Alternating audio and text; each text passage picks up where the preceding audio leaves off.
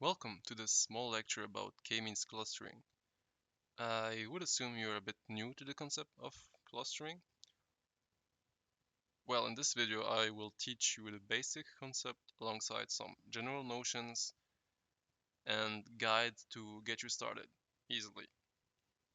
So this will include how to generate a data set, plotting it, and then applying the algorithm on a 2D and 3D data set, as well as applying some criteria to find the best value of k possible using Python, of course.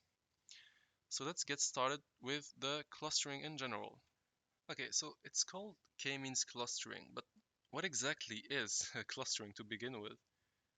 Well, if you would go on Google and see images like most of us would do when facing a problem, you will find all of these weird plots and weird colorful images. Well, each color is in reality representing a group of data. And to answer our question, clustering in itself is the process of sorting data and rearranging them into two or maybe several groups to extract valuable informations of them, where each point is assigned to a specific cluster, well, with the exception of one method, which we will see later on. Between the three types of learning algorithms we have, so supervised, semi-supervised, and unsupervised, the K-means method uses a unsupervised learning algorithm because in a certain way our data is not labeled. We can't really have an idea on how the result will look like. For example, we can't predict the output nor the optimal number k, for instance. Okay, so let's take a quick example to better understand. Right, so let's say we have a company that wants to build, for instance, locals in Algiers. Knowing where their customers lives, like you can see here, they want to find a way to know how many locals and where would be the best place to build these locals, of course, to make the most amount of profit possible.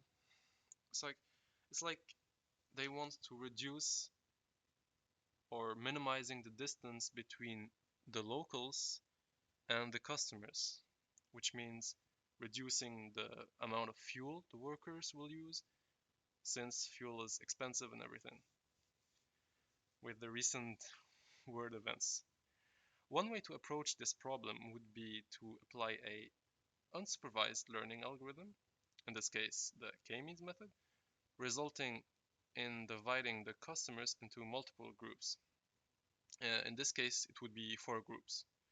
And logically speaking, the best place to build the local would simply be or choose the centroid of the group and build the local there, as you can see here represented by the brown crosses. And this would, theoretically speaking, be the best solution to this problem, using, of course, the clustering reasoning. Well, this method, the K-means method, is really powerful as it can also be used in search engines and so on. So that being said, now we know what type of learning algorithm it is, and we have a somewhat vision of what this is all about.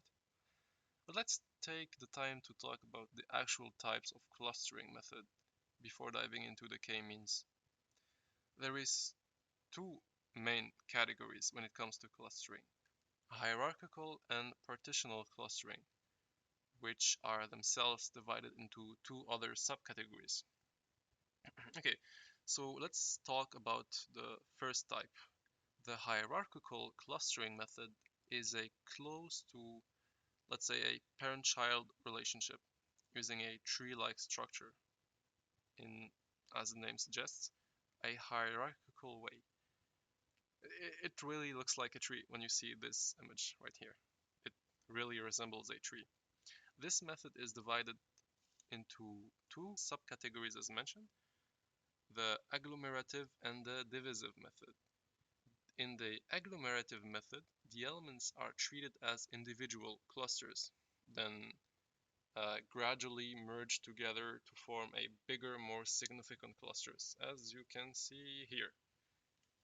Whereas the divisive method is the exact opposite by the name of it. Here, the data is initially treated as an initial big cluster, then gradually divided into smaller clusters, again, like you can see in this image. Okay, so that was the hierarchical clustering, the first type. The other type of clustering is the partitional clustering method. This method classifies the data into groups having the same trait and are in similarities to one another. It is divided into two subcategories, the fuzzy C-means method and our beloved K-means method. The fuzzy C-means method is a clustering method where the data sample sharing similarities are grouped into clusters again, but it allows them to belong to multiple clusters. It means that one data point can belong to 2 or 3 clusters, like you can see in this figure. Whereas the K-means method, well, this is the topic of today's video, so let's jump straight to a more precise view on it. Like we said earlier, this method is found in the partitional clustering method. And basically, it's a simple yet elegant method for partitioning data into K clusters, which don't overlap, of course, well, unlike the fuzzy C-mean method. Right, so K is in itself only a natural number representing the number of clusters, and no matter what, an initial value for K needs to be given as an input. And to make each clusters visually more significant, we just assign colors. So that's it. Like you can see here, we have some examples where we have 2, 3, and 4 clusters, depending on the initial value for K. Though, maybe you are wondering right now, we said earlier that it uses a unsupervised learning algorithm because the output is unknown. It's supposed to be unknown, right? But in some way, we know that the number k is equal to since we initialized it. It doesn't make sense, right? Well, yes, but actually no. While we know the value of k, well, which might change actually later on, but we will see that later. We know the number k, but we cannot really predict the shape of the clusters and the exact pattern from them. Like you can see here in this self-made example, how can we judge which of these 4 results are the best for 3 clusters? Well, here the unsupervised algorithm comes to use. So we just let the algorithm do its work, trying to create his own pattern, which would, theoretically speaking, be the best pattern. Now, how does the actual algorithm work? Well, let's first describe the steps found in the approach to do so, and it would be the following. So first, we choose one random value of k. Usually it is 2. It's, for most cases, an initial value only. Then we assign k random centroids, which would be, in our case, 2 centroids. They don't have to be part of our data sample. They can be additional points. And after doing so, we compute the distance between the centroid and each of the data points.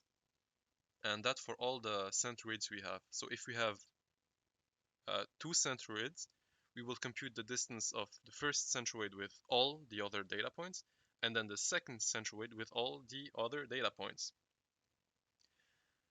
And then we assign. Okay, so each data point will be then assigned to the centroid, which has the minimal distance. And then, after the assignment, we re-evaluate the actual centroid. and we basically recompute the distance and assign and so on until the centroid converges, meaning they stay in the same location. This GIF right here shows how the centroid moves until they converge in the final location shown after 11 or so iterations. But to make it a bit more visually understandable, let's take these visually steps. Okay, so in the first figure here in A, we have our data sample, and let's say we choose randomly k equals 2.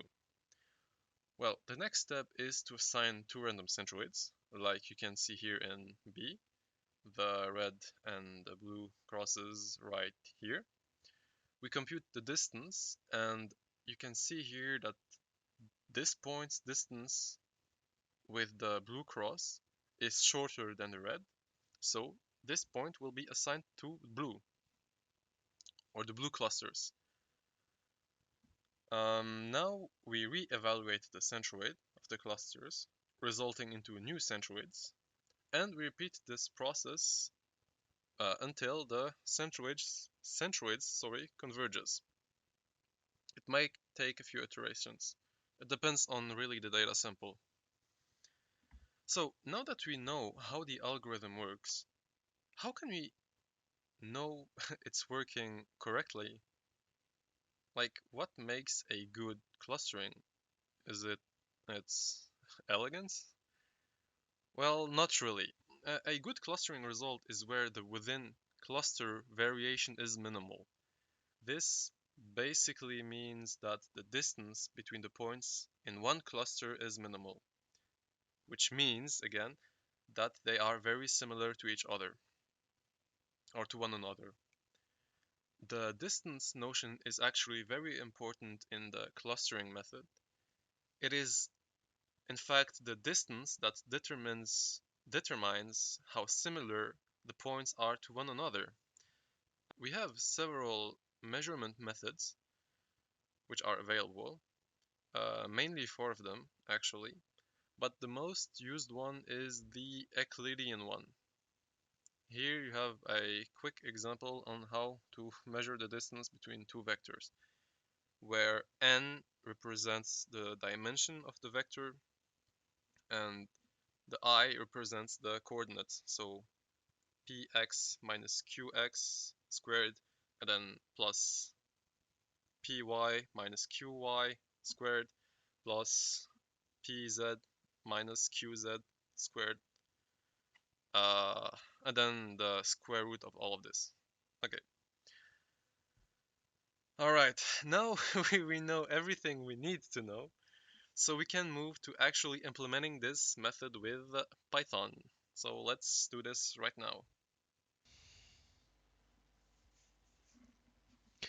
Okay, so now we are in our Visual Studio Code interface, and let's get started with this implementation.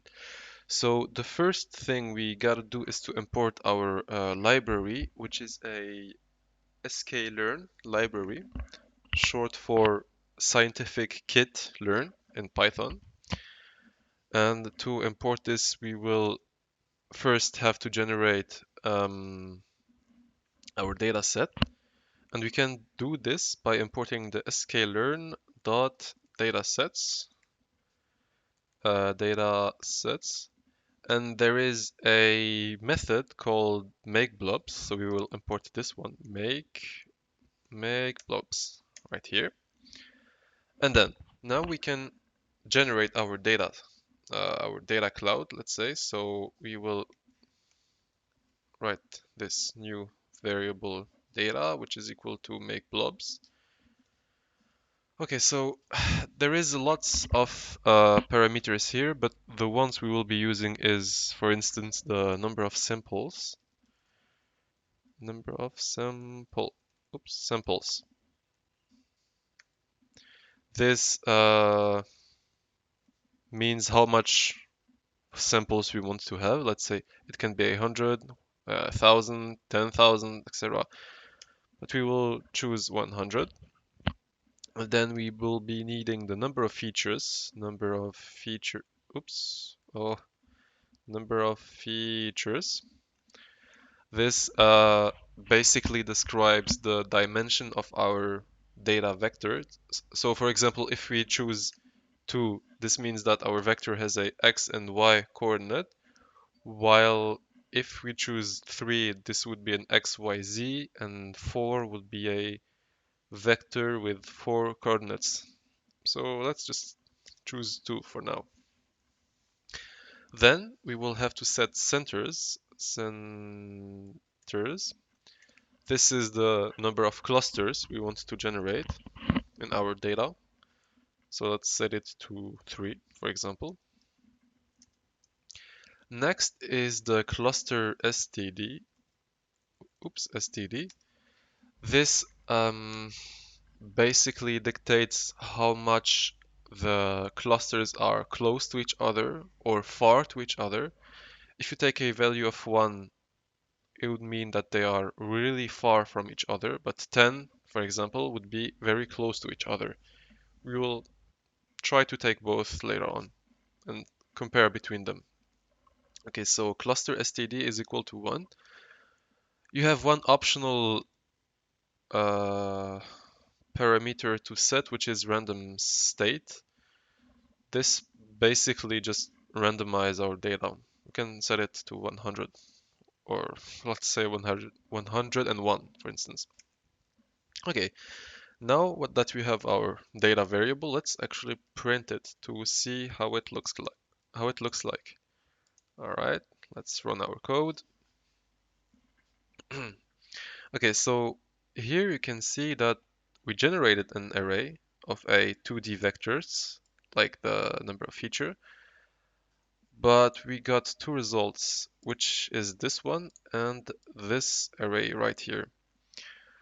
Um, okay, so this array, we will be talking about this a bit later on, so you can really understand what it is. But for now, we will only be working with this first element of the vector. So if we print now only the first element of data, we will um, see, yeah, our samples with x. The first element right here would be the x values, and this would be the y values. All right. So what we can do here, we don't need this anymore. We can reassign our data variable to data 0. So we only have this this array right here. Okay. Now that we have our variable, let's actually plot our data to see how it looks like. To do so, we import a library from matplotlib, which is the plotting library, the most used one in Python. Okay, so import matplotlib.pyplot as, let's say, plot. All right. Now let's create our figure and axis here, which will be equal to subplots, like so. Okay, now we want to draw on our x, so we will do an x dot. You can do dot plot or even dot scatter, but here it would be better to use scatter because we have more control on our data with this method. We can yeah, we can have more control over our points, so it will be better to use scatter. Okay, the scatter function needs a x array and a y array. So we need to find a way to have an array with only the x values and another array with only the y values here. One way to do so would be to declare new variables, data x and data y. which will be equal to what? Okay, so we know we have to work with data, for instance. Data here and another one here. So the x value is in reality the first element of each row, while the y value is the second element of each row. So one way to do so would be simply to select all the rows and only the first element of each row. And the y value would be all the rows again, but this time the second element, which is the second column. If we want, well, before doing this, let's print data x and data y. Print data x and print data y. Print data y, like so, and we will see what we get. Okay, so we got two arrays now. Okay, let's see. There is 3.7 minus 9.9 minus 10 and so on. So when we come back here to our array, yeah, you can see 3.7 minus 9.9, 10 and so on. So we have all the x values and the y values. Okay, so let's come back here and then repaste our command. Now, if we run this code again, after we draw our x, of course. Okay, let's rerun that.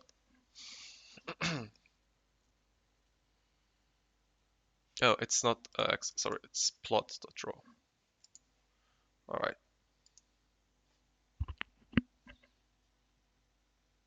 Okay, we see that nothing happened here. To actually display our plot, we have to call the show function. So plot.show. Like so, and eventually we will see a new window pop up right here. And if we click on it, here we can find our data cloud with the first, second, and third cluster. Now, if we come here to this function generating our cloud, if we use a cluster steadiness of 10, like so, and we rerun our code, you can see that it is way messier than it used to be. To actually make it visually more pleasing, let's just take a value of 1. And if here, for example, we choose, let's say, 5 centers, and we rerun the code, you will see that we have 5 clusters. One here, here, here, another here, and the final one here. So let's set it back to 3. All right. And of course, the number of samples can be added as well. Let's say we want to draw 1,000 samples. If we run our code, like you can see here, we have 1,000 points on our plot. We can also customize a bit our plot. Let's come back here.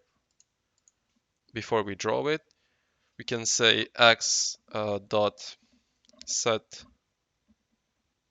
x label. This will set our x-axis. I mean, we can rename the x-axis of our plot and the y-axis. For example, data x, and this would be data y. And to make it visually even more pleasing, we can set a grid. So x dot, I think it's grid, only grid. I'm not sure of, or it's set grid. Let's see. And we add a title. Let's set title. Let's say cloud of points. All right. Let's rerun our code. And like this, yeah, this is more more pleasing to see, like with the grid, with the name of the plot and the axis names. All right.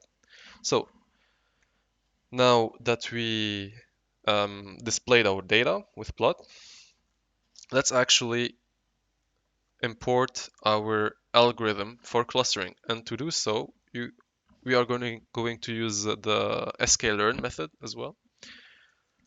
From sklearn dot, this time it's cluster, sorry. Yeah, we want to import a method called Kmeans. Make sure you have the K and M in capital letters. This is really important, or else we will get an error for doing so. All right, let's come back here. And then now we want to initialize our algorithm. We will create a new variable called kmeans, which is equal to the kmeans kmeans method we just called. Okay, so now um, we have multiple parameters we need to enter yet again. Though the most important one would be the number of clusters. Let's say the number of clusters is equal to k. This is the initial value of k, like we said earlier in the video. Let's set it to, actually let's set it to 3, the same number of centers right here. And then we have another parameter which is init. It can be either random or kmeans plus plus. Oops, kmeans plus plus. This is basically initialization, so it shouldn't matter too much right now. Only when the cloud is somewhat complex, this would be useful, but we won't need this as a basic tutorial. Let's set it to random this time. Random. All right. Now, if we print our kmeans variable, and let's get rid of this, for instance. Okay, let's print it. Let's run it, sorry.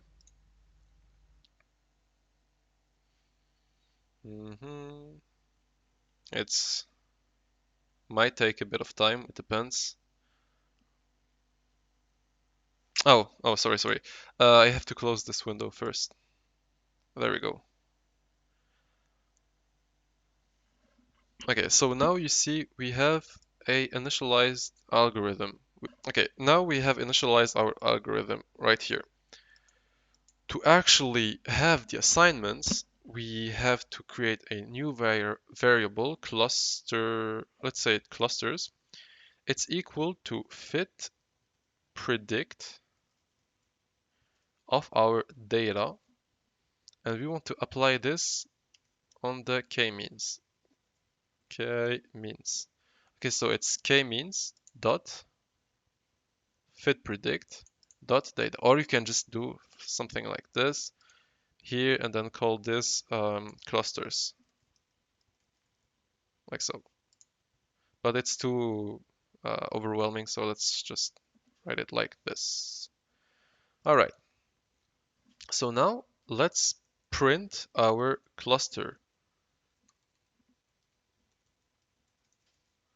or clusters, and we rerun our code.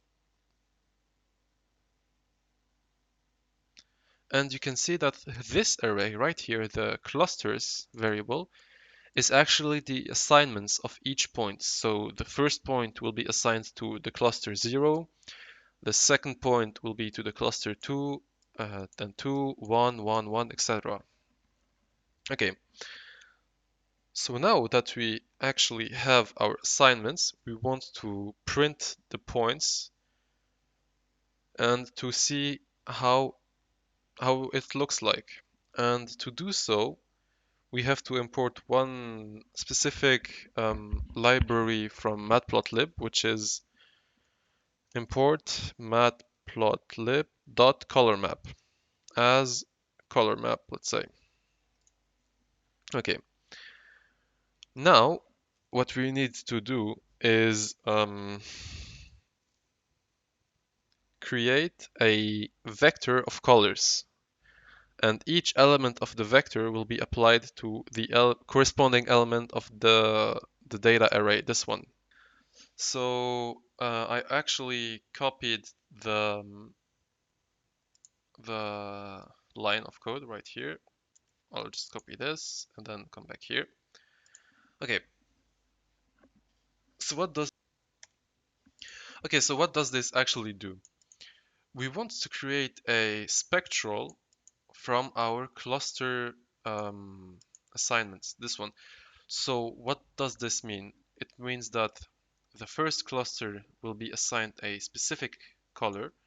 All the cluster with the value of 0 will be assigned a specific color. All the clusters with a value of 2 will be assigned a specific color. If we're gonna print colors, like so, we are going to see the following.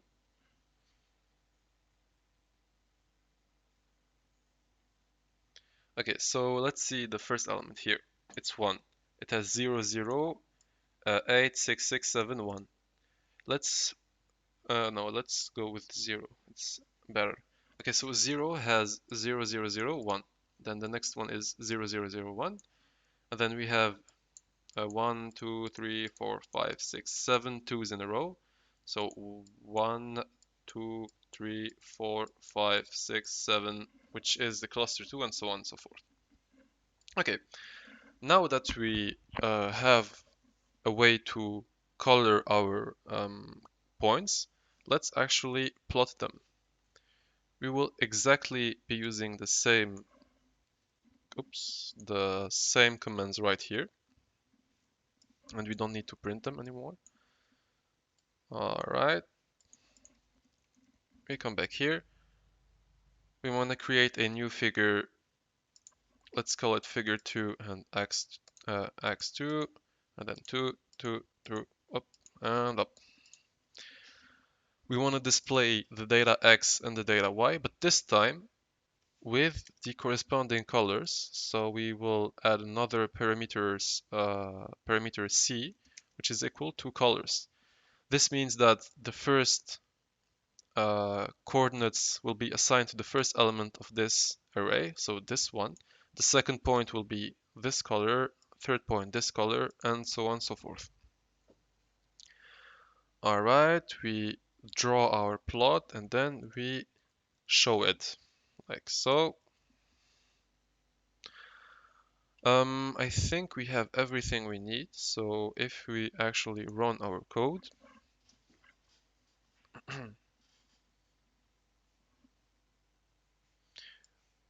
we can see, so this is the first plot. It's this one right here where we only plot data x and data y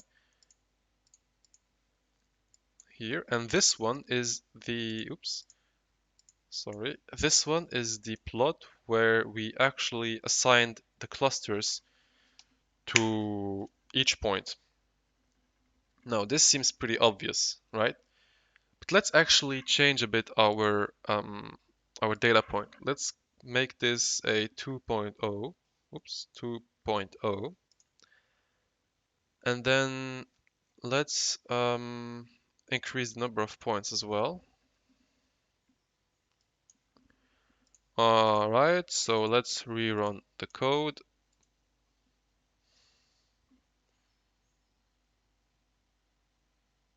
Okay, now this is very interesting. So look at how our initial cloud of points was, and then how it resulted after the assignment. So this looks pretty good. But the thing we were talking earlier about this one right here, the data of 0. Let's make a new variable called real assignment assignment, which is equal to data of 1. Wait, I will do this right here, like so. Okay, and let's actually plot another time. Yeah, let's plot here. a third time, but this time, instead of using clusters, we will be using the real assignment variable, so this one right here. And then we will call this color2, and then here it will be color2, and then it will be figure 3, 3, and then 3. You can use Control D, Control D to select all the ones with the same name, and then modify them at once. Clouds point, let's say this real, and let's say this is Kmeans. Kmeans. Okay. Let's close the two figures and let's rerun our code.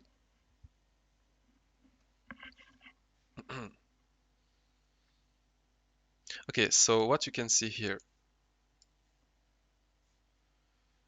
And so let's make this a bit smaller. Okay, so this window right here is actually the assignment of the K-means algorithm, while this window right here is supposed to be the real assignment, which in theory, the cluster 1 is supposed to include these points, the cluster 2 these points. I can see here the black point here and here, and the blue one, this one right here. So the algorithm cannot exactly say how the reality is in some way, but it's very, very close to it, except some points, which is this one and these two. It almost nailed the, yeah, like it's here in a zoomed version. It almost nailed the clustering. Like here, you can see this is a bit more mixed and shuffled. That's why it's a bit harder to distinguish. For example, like how would the algorithm know that this point belongs to this cluster and not actually the black cluster? So it's pretty good. Okay, so now let's say we want to try and do it for a 3D data set. The first thing we gotta do is come here and change the number of features to 3. And then, well, let's try to modify it line by line. The real assignment will always stay to 1. Data will be data of 0. Now we have a third element, which is data z, which is equal to data all the rows and the second element. And now we want to actually do a 3D plot. Well, to do so, we have to change a bit this line right here. Okay, we will have to set the figure which is equal to plot.figure, like so. We can even enter the title. Let's say cloud of points. Okay. Then the axis will be equal to x 3D of the figure. So we need this command right here. To do so, we have to import a library called it's called, okay, it's let me copy this right here. I forgot the name of it. Like so. So from mpl, okay, so matplotlib toolkits dot matplotlib 3D import axis 3D. All right, so this will display a 3D axis 3D. Sorry, here it's a S. All right, and let's basically do this for all the other ones, like so. Oh yeah, we can add a Z label, which will be data Z. And here we add data underscore Z. All right, so let's copy this for all of our plots. Here as well, this will be figure 2 and then 2 again, top, top, top, and top.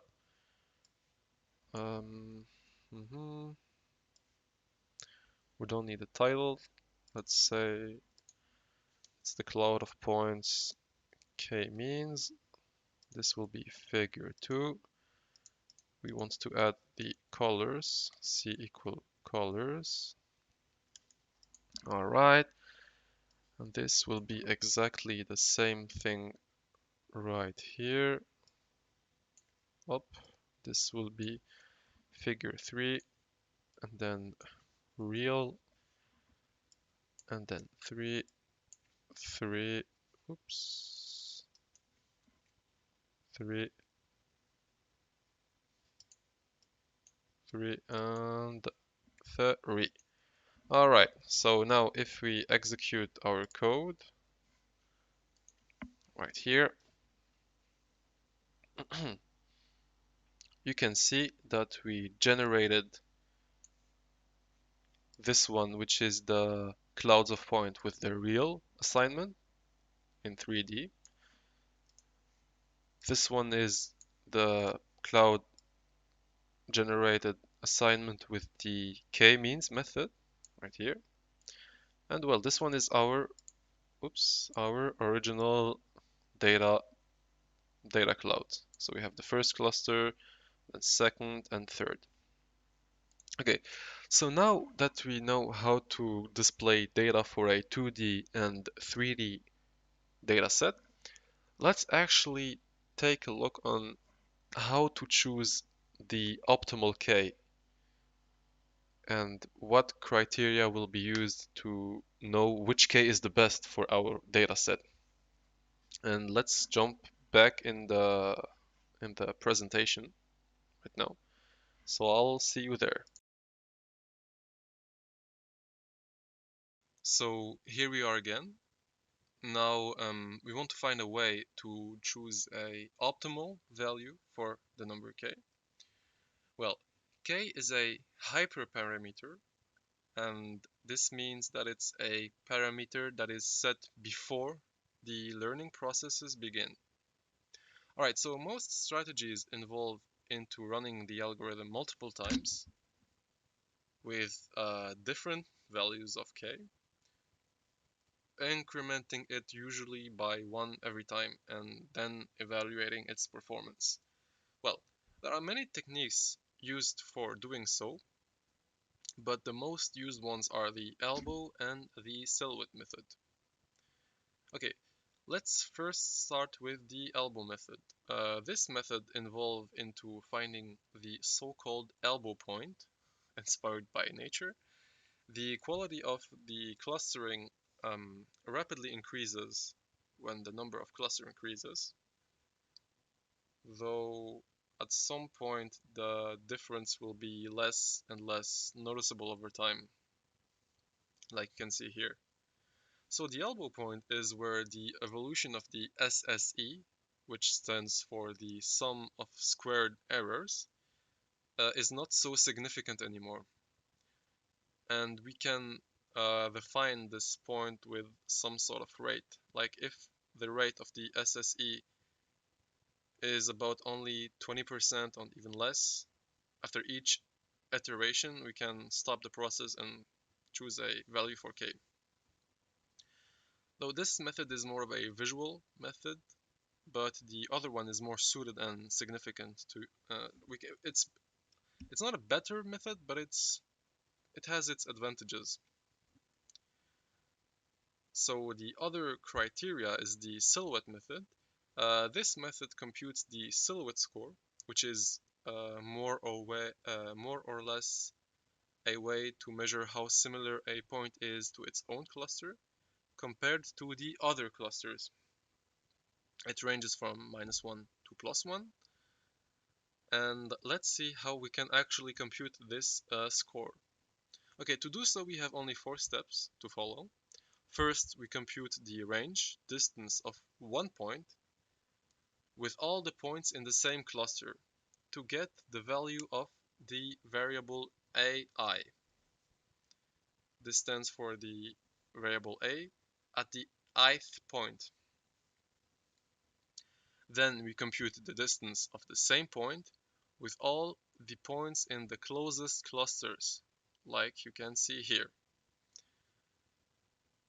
And then to compute the silhouette coefficient on the eth point, we use this formula right here. And we basically do this for all the points we have in our clusters. And we have to repeat this process for all the clusters we have. And then finally we can compute the average to get the final silhouette score. Now, after computing the final silhouette score, let's discuss about the possible results. There are only 3 cases we can really describe here: when it's +1, when it's 0, and when it's -1. If n tends to be close to 1, this means that the points within the clusters are far from the neighboring clusters, which is a very good thing. If, however, it's close to 0, then the points are close to the boundaries of the neighboring clusters, which is less good. And if it's close to -1, this is the worst, then it's not good at all. It means that the point was assigned to the wrong cluster. So you have to repeat the algorithm. This means that the configuration for which the final silhouette score is the highest would be the optimal value for k as well, like you can see here in this example. Okay, so now that we talk about the actual criteria for choosing optimal value for k, let's actually re-go to our Visual Studio Code and implement this with Python as well. So I'll see you there. Okay, so here we are back in Visual Studio Code, where we left our previous part. So we want to try and find the optimal values for k, but we will be working on a 2D data set. So I will change number of features to 2. We won't be needing access to 3D now. And to make it a bit simpler, let's get rid of all of this. I think it's, yeah, all of this right here. Let's get rid of that. Okay, so we said that k is a hyperparameter, which is set before running the learning algorithm.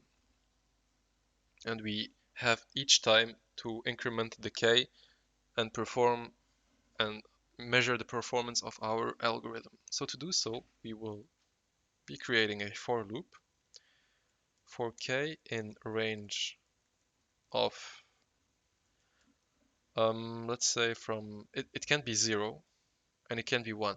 The k have to start with 2. So from k equals 2 to, let's say, I don't know, 10. Okay, so now we want to run our algorithm from 2 to 10 clusters. So we will just do Kmeans equal Kmeans, like we saw previously for the number of clusters equals this time k. And then the init, it's not actually necessary to do the init, because as you can see here, it's already preset to Kmeans++. Let's just avoid doing this for now. Okay. We are going to get the cluster assignments. So cluster equals Kmeans dot fit predict, like we saw earlier, of data. Oops, here is Kmeans. Kmeans. All right. Now, what's oh, sorry, it's K with a M right here. Okay. So now we have our algorithm and we have our assignment. But we want to store the SSE and the silhouette score to, well, to check how it's performing. There's already a ready-to-use function or method in sklearn for the silhouette score. So we will just type sklearn.metrics import silhouette score, silhouette score, not silhouette sample, silhouette score, this one, like so. Okay,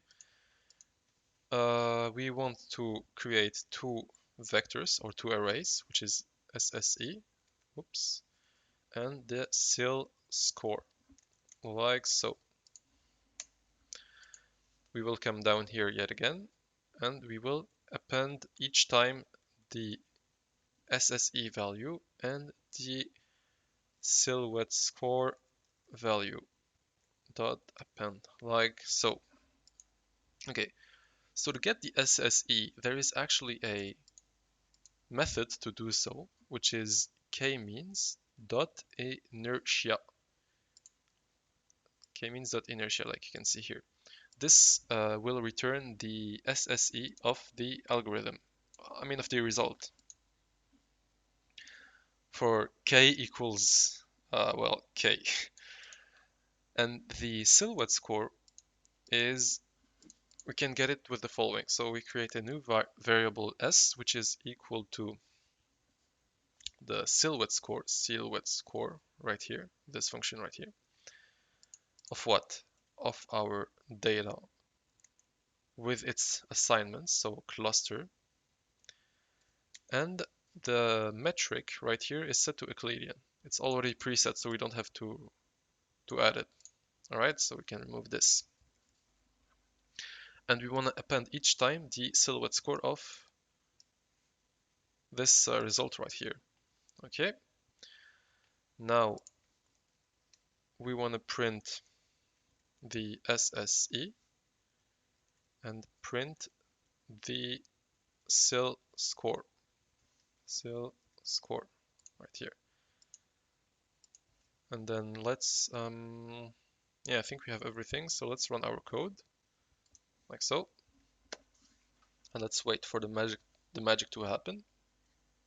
Okay, so you can see here we have two arrays.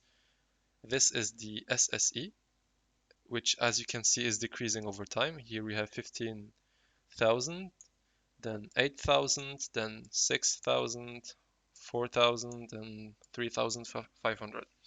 And this is the SSE, which you can see the values are ranging from 0 to 1. Usually you won't find any negative values. Okay, so let's actually plot these results.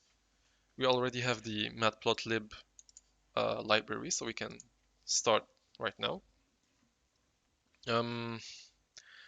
Okay, so we want to plot. We are going to create a new figure and axis equals subplots. Okay, and then we want to draw on our axis. So what we want to draw is, as the x-axis we want to have the number of clusters, and the y-axis will be either the SSE or the silhouette score. So, oh, here, I forgot plot. Okay, so to do this, you simply do range of 2 until 10. It's basically the same as this one. Copy and paste it here. This would be the x-axis, and the y-axis will be just SSE. And then let's say x.title, set title, sorry, is what do we call it? SSE. Okay, and we will do the same. It's really quick, so alright, so now we have a second figure, which is the sil score right here, and we will rename this to silhouette score, like so, and then we run our code. Might take a bit of time, depending on how much K you choose. Okay, so it didn't show anything because we forgot to actually show it. So we'll come here and then say plot.draw. Oh yeah, and the reason why we use every time plot.draw and not plot.show is that if you do here plot.show, it will loop on this one right here and it won't display this one right here. So if I execute this, you will see that it will first display this plot right here. And when I close this one, until I close this, it will actually plot the other one, which is the silhouette score. So that's why we, instead of saying show, we just say draw, and then another time plot.draw, and finally we want to show both of our drawings right here. So we are going to re-execute this. And we will see our result. This being the silhouette score, and this being the SSE. Well, it might look a bit similar to each other, so let's change actually these values right here.